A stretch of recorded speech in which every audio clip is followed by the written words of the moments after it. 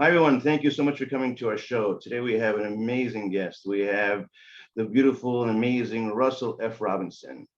Mr. Robinson has been the head of the Jewish National Fund since 1997, the CEO.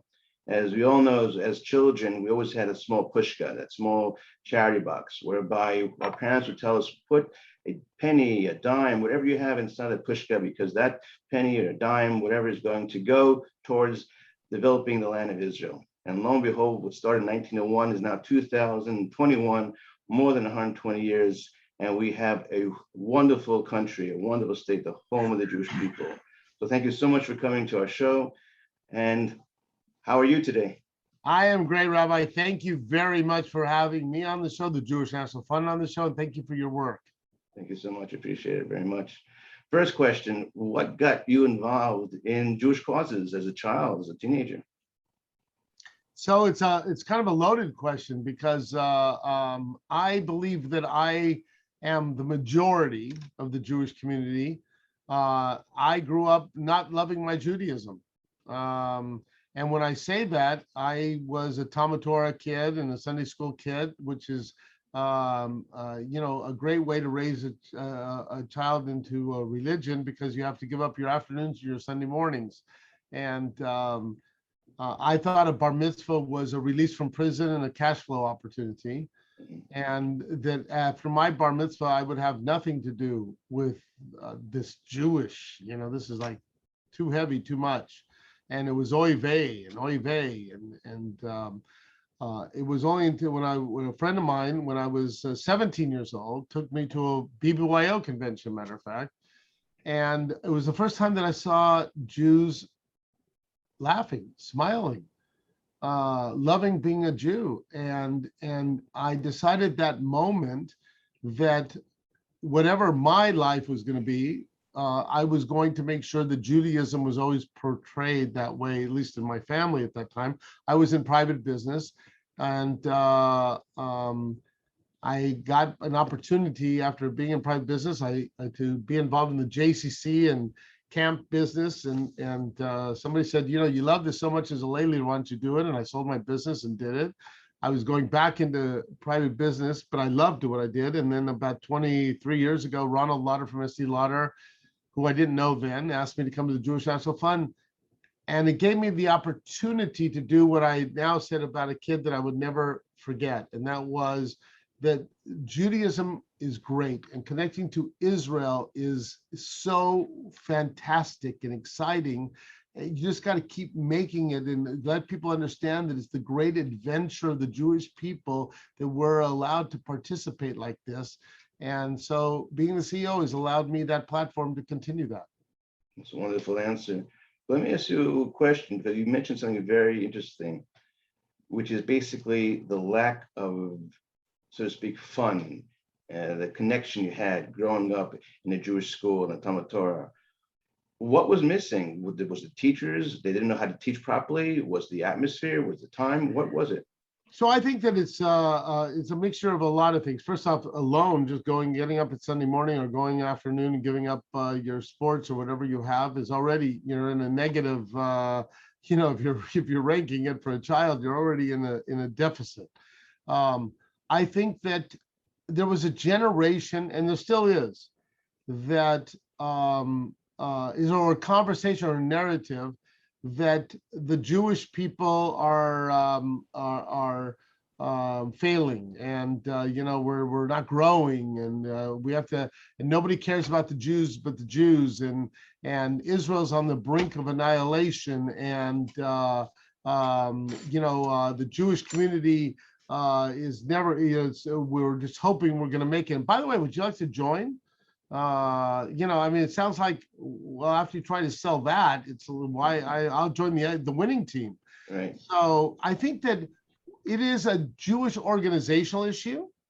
I think that we have for too long, Rabbi, Jewish organizations used the emergency, the stress, the oy vey as fundraising. And when you use that as fundraising, it becomes part of the narrative of our people. And the narrative is so much different. And I believe today is especially sophisticated philanthropy, and we all have to get out of that and get out of our way. You should be investing in Jewish causes because there is no greater investment than you can make as an individual. And I could prove it to you because our RFI, has been unbelievable. RFP has been unbelievable. And our production is there. And so, if you want to make the greatest investment, invest in the Jewish community, invest in Israel. You're saying something that's heartfelt and something that's really amazing. As nowadays, we're both speaking to each other. I realized something. You and I carry within our blood 4,000 years of commitment, incredible spiritual strength that we possess because we are descendants of people who are willing to carry the flame of truth for 4,000 years. So that being the case, then, with all this so-called social justice movements and all this civil rights movement and so forth, where do we, the Jewish people, fit in that? Don't we have our own social right movement? Don't we have our own agenda about social justice and civil rights? Yeah, but that's what makes us so great. What makes us so great is that we, first off, have an ancestral soil that we are part of developing called the land of Israel. And we're the only people on the face of the earth, the only people on the face of the earth that have a land as part of our existence. No one else. Christianity doesn't. Catholicism, doesn't. You don't have Islam, does not. Muhammad. The only land that included in Islam is that Muhammad descended upon the heavens and put his staff upon the earth, and it's Mecca, and Mecca wasn't exactly where it was described. But us as a Jewish people are the third book, right? You got Noah, got Breshit, and then Lech Lecha. Go forward to a new land. Before, by the way, kashrut, before circumcision. I mean, if you talk about the cycle of Jewish life, Israel, the land, is all part of us. And to have not only that as a responsibility and to have the opportunity after 2,000 years to celebrate 73 years of reigniting our exact existence, we deserve that. And not only do we deserve it, we should be fighting for it. And the beauty of Zionism and the beauty of that is that everything about us is protecting others as well. We have always been a people, even the Declaration of Independence of the State of Israel, people should read it. It is in the 5th paragraph when it calls out to its Arab inhabitants and neighbors to bring peace, to work together, to flourish. Who does that in the Declaration of Independence? We do. So there is no greater people for civil rights movements of all types. But in that, the reason why we are so great at helping others understand their rights is because we understand that we deserve our rights. Very good answer. Now, so we have to understand that we have rights as human beings, as a nation called Israel, Jewish people. Basically, we're the oldest nation in the world, and yet people still don't get us. They don't understand who we are and what we are as a people. And we're unique in terms of the fact we're the only indigenous nation to lose its statehood, so to speak, its state, and came back 2,000 years later. But you touched on a point, which is basically within the prayers and so forth, within our heart, that we're constantly talking about Israel. And then 3 times a day, we're speaking about Israel, Israel, Israel. At a wedding, we break the glass to remind us of the Jerusalem. After we grace with the meals, we talk about Jerusalem, about the return, and so forth. We're obsessed with the return.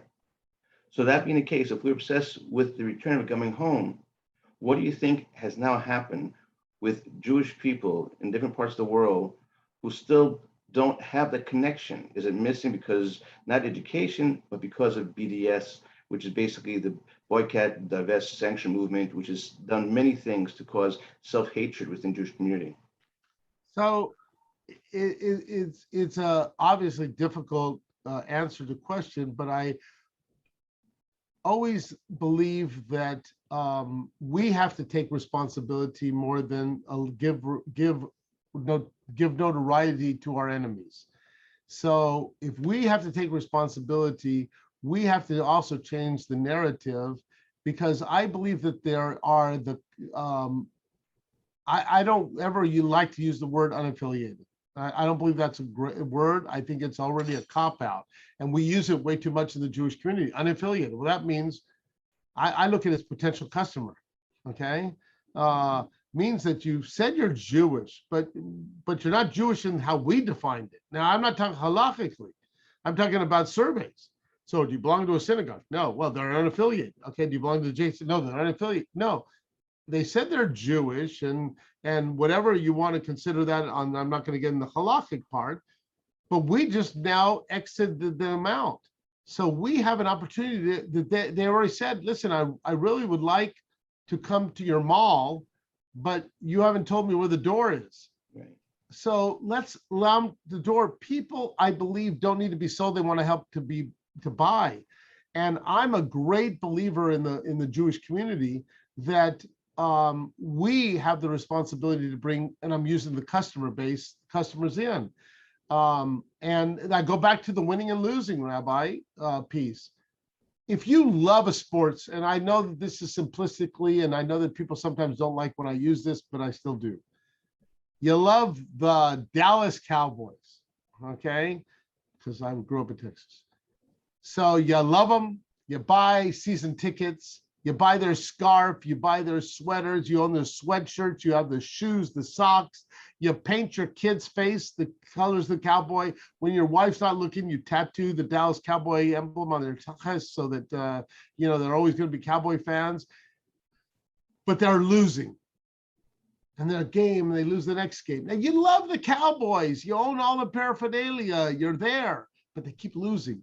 So the weather is not so good today, and you turn to your son and daughter and you say, you know what? Let's watch it on TV today. That's loss number one for the Jewish people.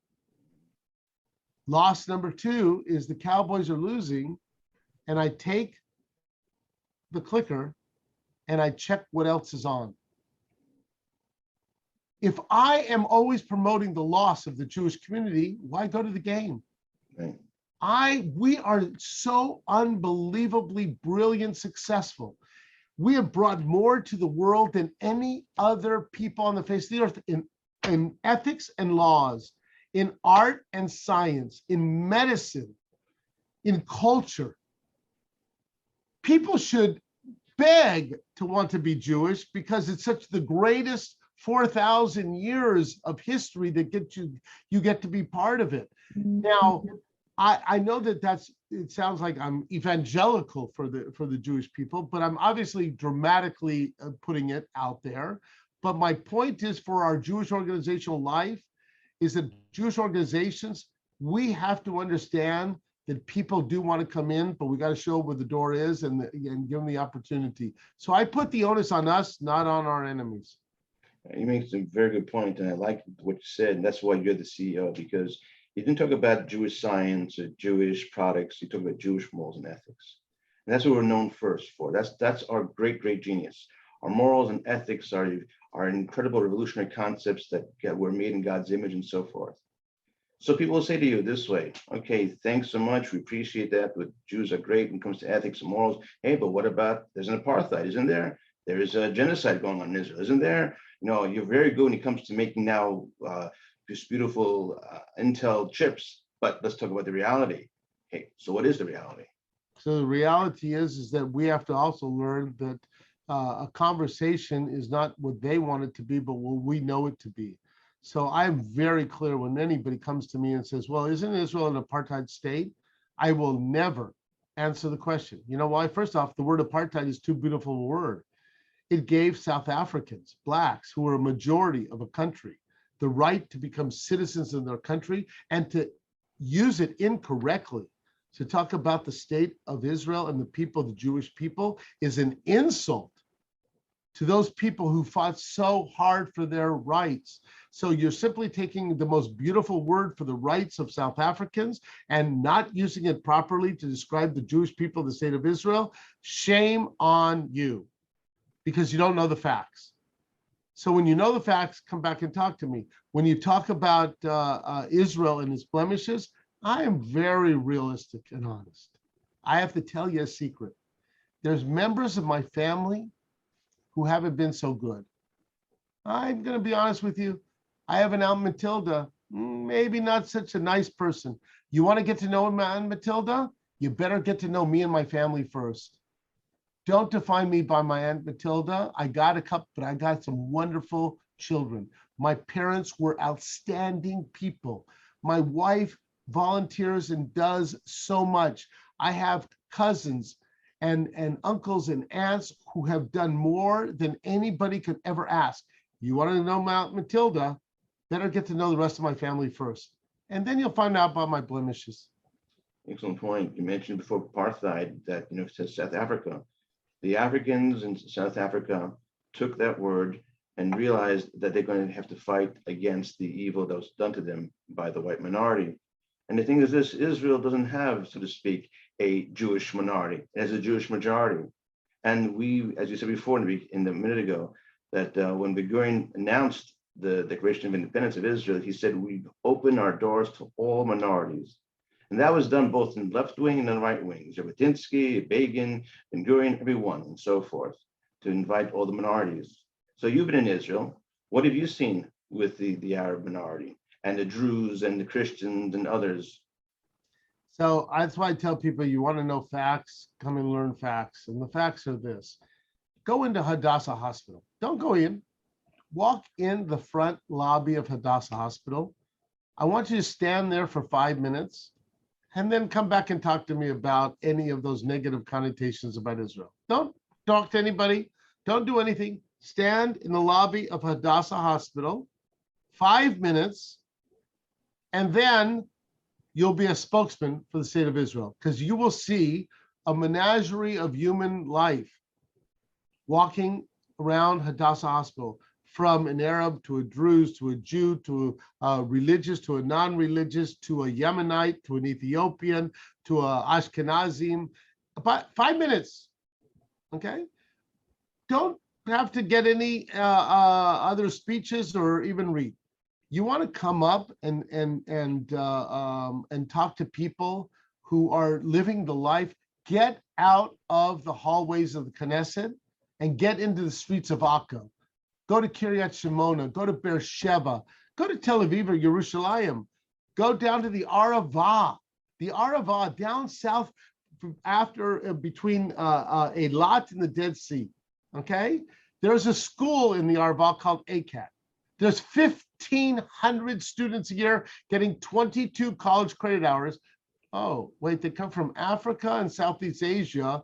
Half of the countries don't even have relationships with Israel, but they go back to their countries and they're able to put food onto their plate because of technologies developed in a place called Israel.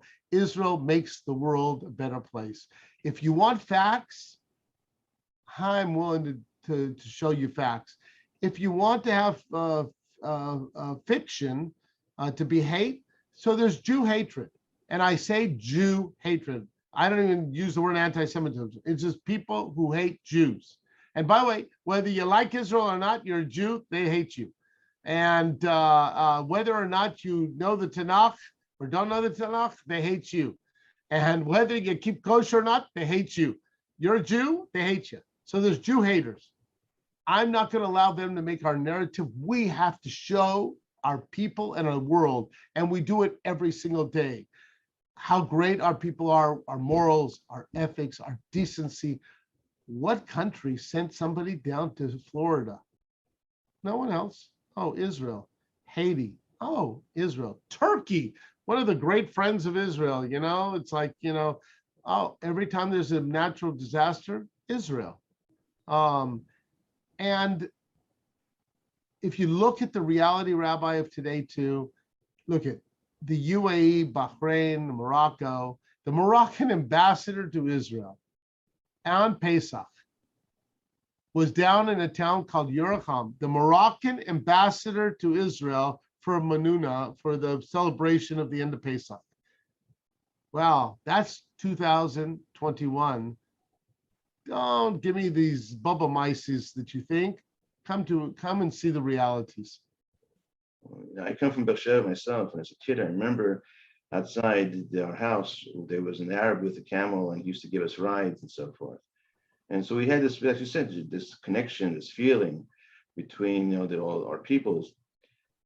That being the case, then, you mentioned a wonderful line years ago that I read about you don't believe in projects, you believe in visions. You don't do projects, you do visions.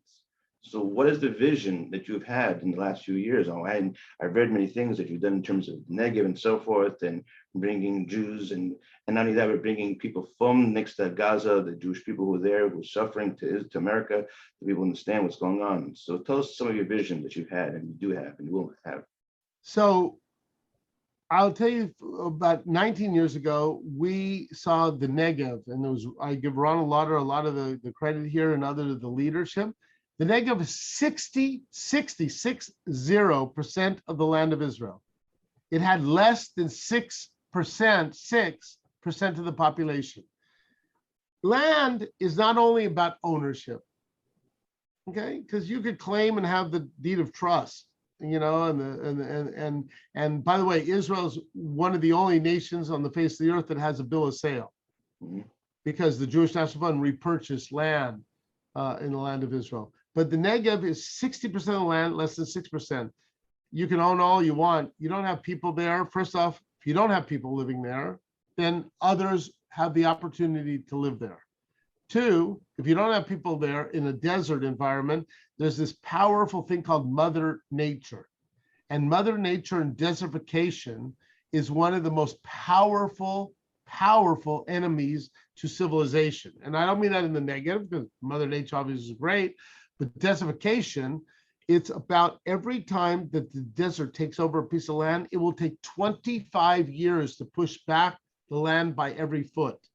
Okay, it's, if you take pictures of Africa when people have left because of drought and deserts take over, the land becomes uninhabitable. So we saw the Negev, our land, there was not even a question. So we put a vision of bringing 500,000 people to the Negev, and people laughed at us. 500,000, what are you, crazy? First, it's the desert, there's no water. Well, we dealt with the water. Jewish National Fund created water recycling centers and reservoirs, and today Israel reuses 90% of its water, and our water systems that were created produce 13.5% of the water availability in Israel today every single year. So we put the reality that if you live there, you're going to produce water, not to be crass, but if you drink, you piss. If you piss, you recycle, then you use it. Okay, so people is an added value, not taken away. So I will tell you, 18, 19 years later, Beersheba, where you grew up, was 190,000 people 18 years ago, losing 3% population per year. Yet it had housing, it had a mall, it had an opera house, it had a movie house, and it had Ben Gurion University. Right. So why? So we always like to study what is going to be not only our vision of 500,000, how to make it happen. So we've created in Beersheba a 7-mile river walk, a park 3 times the size of Central Park. We opened up this summer a 29-acre lake in the middle of Beersheba, a 13,000-seat amphitheater. We took the old city of Beersheba, which is the only city built by the Turks outside of Turkey. Now, Turkey has built other cities, but with slaves. The Turks came in because they didn't trust the Jews, so they built that city. That old city of Beersheba today, okay, it's not Soho, it's Soho Light, but it'll become Soho with museums and restaurants and taking the gentrification of the neighborhood. And we now 20,000, today Beersheba is 247,000 people, the fastest growing city in Israel. And they just added 20,000 new housing sites. And now we're building on 22 acres of land, the largest project by any Jewish organization ever, the World Zionist Village in the middle of Beersheba, 22 acres, not for the United States. For the United States and for Mexican Jews and for French Jews and for Israeli Jews and for people to come together from Barcelona to Birmingham, Alabama to Beersheba, to come together and start having a new conversation. A conversation about shared values and common destiny of the Jewish people. That's beautiful, absolutely beautiful. Yasher koach to you. So now with Beersheba developing and the idea of the vision, as you mentioned before, 60% of the land, that's also Ben Gurion's dream too. That's when Ben Gurion went to the south after he retired from being prime minister. So I have in my wall here, it's a letter from Ben Gurion that he wrote to Eshkol after he was prime minister, saying, don't forget the Negev, because it's the most important part. And when he did, by the way, he was successful, but the population of Israel at the time was 2.5 million. Right. Today, the population of Israel is 8.5 million. So imagine in the Tel Aviv, Yerushalayim, Haifa corridor, okay, that you have 70% of the population. First off, strategically and security-wise, it's not smart. Second, prices go exorbitant. And if we believe that Israel is the homeland, if we have done all that we do, but believe me, if I'm living in Tel Aviv and I have to go buy a new home and move because I've had children, I'm going online and I'm going to look for that next apartment. But this is what happens when I'm online. And we all have to realize this. I'm sitting with my wife and I'm looking for a place and we're all looking. And I decide, you know what? I just saw there was a CPA job in England available. And I could turn and have it, because remember, I'm in the moving mode. I only wanted to move down the street, but I'm in the moving mode. And I say, you know what, I'm going to apply for it. And guess what? Israel becomes not the place of the destiny of the Jewish people, but a choice. So we're building, and I know that this sounds crazy, but I'm trying to put it, we're building Westchester and Long Island for Manhattan. I like that. And you know, how did Westchester get built? It was for the people. They couldn't afford Manhattan, wanted a front yard and a backyard. You want a front yard and backyard? It's in Sderot that has grown in population for 20,000, 30,000 people. Go to Yerachim, go to Beersheba. By the way, Mitzvah Ramon. So we're building those services. We're doing in the south, in the Galilee as well. 17% of the land of Israel. So 60 and 17% of the land of Israel, we are working on to bringing population 300,000 people to the Galilee. And we're doing that, for instance, in the greater Kiryat Shemona area, which is losing population. We're creating medical center. We're putting a food technology center and a culinary school of arts that's going to rival Cordon Bleu. Now, wow, that's a big statement, but I'm going to tell you the Jewish reason. You know why? In Cordon Bleu, you can learn French cooking. It's a great place for French cooking.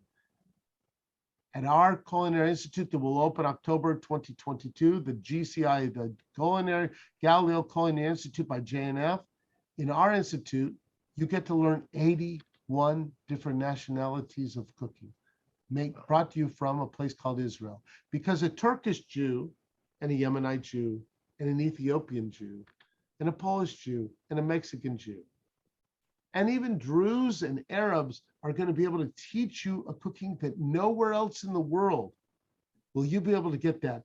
Why is Israeli food becoming the food of the century? I have to tell you, they have great chefs, but that's not the reason. It's the Turkish Jew who marries the Ashkenazi Jew. And they tasted their boiled food and said, I don't know, you need a little za'atar here. And they added a little za'atar to the Ashkenazi Jewish food. And all of a sudden they said, wow, this is good. And then the Mexican Jew came in and added their thing, and the French Jew added their thing. And you got this unbelievable flavors of the world that only can be brought to you by the Jewish people everywhere. Beautiful. You know, the Torah tells us that 70 nations, 70 souls went down into Egypt. So the question is, why 70 souls? So the ancient rabbis tell us because each soul represented a nation. Basically, the Jewish people are the combination, the corporation, the cooperative, all the nations of the world in one nation. So, and the truth, and now we see it in the 21st century, how the unification, the kibbutz galiyot of the Jewish people is really the world coming together. The world coming together with different cultures and all under united concept of making a light unto nations. You know, people say they want to go to Mars, they want to go to the moon, but do they realize that the Negev is more beautiful? Much more beautiful, easier to get to, and you get to see all the cultures. You want to, and again, I go back to your question earlier about what is Israel's difference. I can answer 1,000 different ways, but there's only one nation on the face of the earth, in the history of the earth, that has brought Black people in as citizens, not as slaves. The only one. Oh, where is that? Oh, it's Israel. And when you could go, and are there problems? Yes. I don't know, but I listen, I tell people, they say, yeah, but I understand that some of the thing, and this is a problem. Yeah, there's a lot of problems. Guess what? I don't know perfection. I've never met it in my life. I don't know anybody who's perfect in my life. I don't have a family member who's perfect in my life. And I've yet to see a building or a product. You know, I love M&Ms, but there's some M&Ms that come out of the package that just aren't shaped 100% right. So perfection is not there. When it's there, I guess the world's over. Okay. So, but what I do know is that this wonderful place called Israel, the Negev, the Galil, the all state of Israel, the people, come and see the people. Get out of your mind to quit reading about 120 members in the hallways of the Knesset. That's an electoral issue and that's a political issue. You want to get to know Israel, get to know the people. You know, there's a young woman on Facebook, Ethiopian woman. She says, why do people always think that Zionism is a white thing? It's not a white thing. It's a black, brown thing. In fact, we, the Ethiopians, are the oldest Zionists there are, and it's true. And people don't realize that. Zionism inculcates and incorporates all types of human beings because we don't believe in racism. We believe in that Hashem made all everyone, God made everyone in his image and so forth. Zionism basically is about the human rights of humanity and so forth. That being the case, then, what do you think in terms of how we can excite college kids? Because college kids have been so brainwashed, first of all, to hate themselves, not to understand that they're a great Jewish uniqueness and so forth. Can we do any type of programs in colleges and campuses? Let's bring in positive Israel messages. You know what? I go to college campuses with a lot. We do 57 college campuses across the country. And I bring in an African farmer who, as I told you, brought food onto their plate because of a technology created in a place called Israel. And let's use the verbiage about Israel making the world a better place. In 2 weeks, watch the Olympics. Watch the Olympics.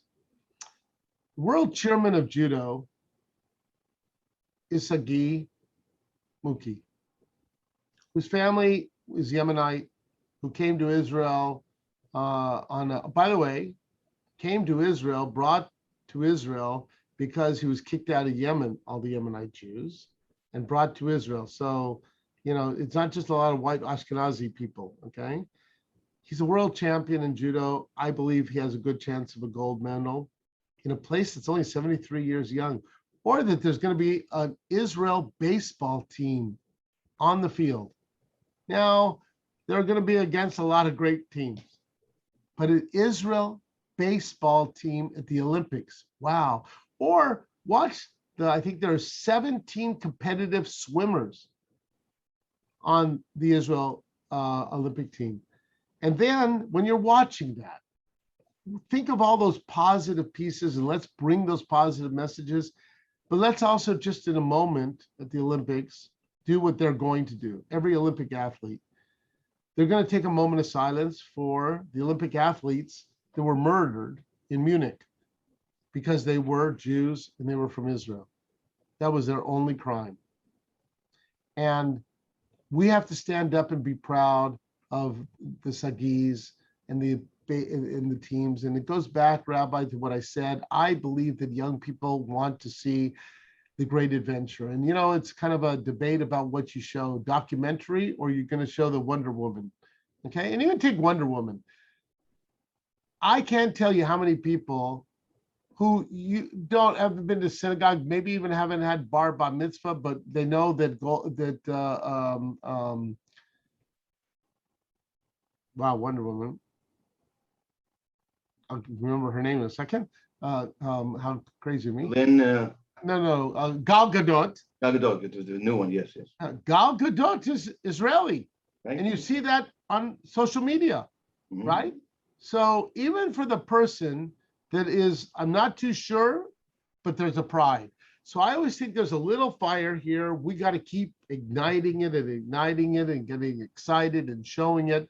And, you know, all what I want to do for people is get them to want to learn more. If they want to learn more, I believe our story is so correct that we win. And whatever the enemy wants to talk about and the Jew haters want to talk about and the Jew haters want to do, I'm not going to get into their misinformation and their lack of facts, but I am going to talk about how great we are. and that there is a Gal Gadot, and there is an Olympic team, and there is and a farmer who's bringing food on their plate. And by the way, you want to talk about Iron Dome? Okay, it's a great technology. But do you know what Iron Dome also brought? The technology brought the pill cam that saves millions of lives, brought to you by a place called Israel, making the world a better place. So I'm a great optimist. We have an American high school in Israel, semester abroad experience. 61% of our kids come from public and private school.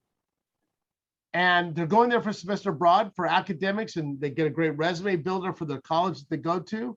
And they come back at their or above their level of academics. We teach the AP calculus. It's the must high school in Israel. So you want your AP calculus, biology, we do all of that. And I will return your children at or above their academic level, and they'll have a great resume builder for your college. But you know what we get out of it? We get them to love, learn, and live 4,000 years of Jewish history where it was written. And they come back with knowledge, with understanding, and with leadership, because they spent a semester abroad in high school away from home. They learned how to take care of their dorm room and take care of their own selves. So they're going to be the leaders on college camp and the leaders in Jewish organizational life in the future. And that's why Jewish National Fund even purchased the high school. And that's why we're building the World Zionist Village. We have to invest in our generation, not in college before. And we got to do whatever we can do in college because we can't lose it. But it starts, we're teaching about tzedakah. Mm-hmm. Whoa, tzedakah? We have no word that says charity, it's responsibility. And some of us have gotten out in the organizational life, we don't like to do fundraising because we don't want to teach our kids. What? Fundraising built the entire world, not only the Jewish world, the world. Go to in Jerusalem, and have you ever seen the burnt house? There's a name on one of the walls because there was a naming opportunity back then. And you know what? Tzedakah is a great thing. It's a great responsibility for us and for the world. Let's teach it. Let's teach about the beauties of Israel at the beginning. Let's talk about the excitement of the Jewish people when they're young. Let's create, we're looking at Jewish National Fund creating a whole cartoon series that's, yes, a cartoon, because I want young people to see and be enjoying the fabulous things that's called the Jewish people in the land of Israel. And if you keep that going, I'm so convinced that the generation of tomorrow is in great shape. It's true. You know, basically Israel was created by teenagers. Several years ago, my father and I created a thing called Pamach Torah Teen Centers. The reason why, because my father was a great Pamachnik, a warrior, and my father used to tell me all these wonderful things that the Pamach teenagers to do. The youth of 48 were all teenagers. So we took Pamach concepts with the Torah concepts and made Pamach Torah Teen Centers to teach these kids about leadership and so forth. So, question to ask you over here is, with this all beautiful things you mentioned to me, but let's say I'm going to ask a hard question. I'm sure our viewers will saying, thank you so much, Mr. Robinson. You wonderful word you're saying about Israel, but isn't there a genocide going on? Aren't the Palestinians being wiped off the face of the earth and so forth? What do you say to that? I simply say, come and see the facts. Come. We take, and we're, matter of fact, next week, we take a group of non-Jews college leaders to Israel. 80 of them a year. Talk to them when they come back. Okay, you don't want to talk to me? Okay, you think I'm too much of a propagandist? All right, I'll talk to them. We take 50 professors from college campuses every year, primarily non-Jewish, that go to Israel, and talk to them. Simply have a conversation. If you want to believe in all of this other stuff, then you owe it to yourself as an intelligent person to ask enough questions and to see and to experience and see. Will I tell you that we're perfect? I said before, we're not. You know why with all the blemishes of Israel, do you know why I love the United States of America? Because it has blemishes too. But you know why I love Israel, the United States of America? Because every day it's trying to be better. Mm-hmm. And I don't know perfection, as I said, but I know that my best friends are the ones that are not perfect, but want to be better. And that we all have our issues and faults, but who wants to be better? Who wants to pray for peace? Who wants to daven and always talk about peace and talk about love? And that's us. And Shabbat, the whole symbolisms of Shabbat, the whole sharing, that the greatest Shabbat meal is the one that you don't have just with your family, that you've invited people over for. And who does that? Passover, it's not even, it's not even about your family. Passover, doesn't talk about your family during the whole Seder. It talks about friends and the others. Who does that? We do that. So you want facts? I'll debate facts.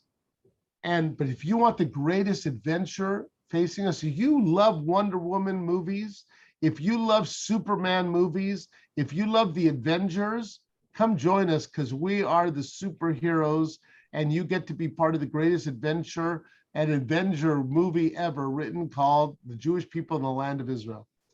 Thank you so much. I know you have to go. Just before you go, just as you're speaking about, come visit the facts and so forth. Our people, we lost 6 million people more than 75 years ago, within the course of 6 years. I noticed that in terms of the Palestinians, in 1948, they had over 1.5 million people. And now in 2021, they have 11 million people. So I guess we don't do a good genocide, do we? We don't know how to do genocide. Look, facts, against people who want to dispute hate, and that's what it is. It's hate. 25% of the people love us, and 25% of the people hate us. And the ones who love us, and the ones who hate us, I have to tell you, I'm not going to convert, and you're not going to convert. I grew up in the South. I can give you the stories. But there's that 50% in the middle that are ignorant. And I don't mean that in the negative. They don't know. They may not care, but they don't know. And that's the ones that we have to keep talking to. And we talk to them by just giving facts, by having podcasts like this, by having stories, by talking about your father, to talking about the battle for independence from a state, from talking about a people who lost 6 million, but it is not about being survivors, it's about being strivers. And it's about meeting Holocaust survivors. As time goes on, there'll be less and less. And even who should hate. I mean, if anybody should hate, the camps, the indignity of human life. I have yet to meet a Holocaust survivor that hates. I meet Holocaust survivors that have hope.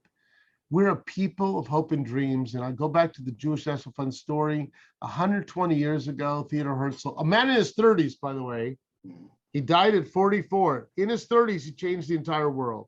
And he came up with this concept of this blue box, not him, but it was another person, but part of it, and the creation of the Jewish National Fund, not to have Israel because it is our ancestral soil and we deserve it from the Bible, not to have Israel because we're going to go and have a legal battle, not to have Israel even as a battle. We repurchased acre by acre of land, and then we made love to the land. We made the land bloom. By the way, it's the same land over there as over here, the same drop of rain here or over there. But look, when you're up in the sky, because I see a picture of the planet. And when Ilan Ramon was on the Apollo spaceship, he looked down and he pointed to his fellow astronauts, Israel. Israel, because of the green space there, you were able to see it from its neighbors because it was surrounded by life. Let us all remember what Ilan Ramon saw, and let us keep developing life. Wonderful. Thank you so much. Are you an actor, by the way? No. I'll tell you why, because you have amazing presence, and I'm in the process of making a movie about an ongoing web story about Israel in the future and the Jewish people. And if one day you could be part of it, it'd be wonderful, because you have such a presence and your conviction is so amazing. So I want to thank, from the heart, I love it, and I thank you. Thank you. I want to thank you for being on the show. So, as Mr. Robinson said, Israel, the Jewish people, are a grand story. We, the people of the Jewish nation, are an amazing people with a great past and a great present and a wonderful future to come. And the reason why, because we are living the goal of a dreamer named Abraham Avinu, Abraham, and his wife Sarah. This wonderful dream changed the world, and we can change the world. We're the only nation in the whole world that came back to its roots, to its very language, its very continent, its very land, its very dignity, and we are developing it and living it. And because of people like Mr. Robinson, who continue the JNF dream of reclaiming inch by inch, of molecule by molecule, desert by land, by sea, by tree, is reclaiming our destiny, our whole uniqueness to the land of Israel. The people in the land are one. That is a fact that cannot be changed ever. And that's why we returned to it after 2,000 years. So thank you so much for being part of the show, and may your great work continue forever. Thank you very much. Go to Shabbos. Shabbat Shalom. Shabbat Shalom.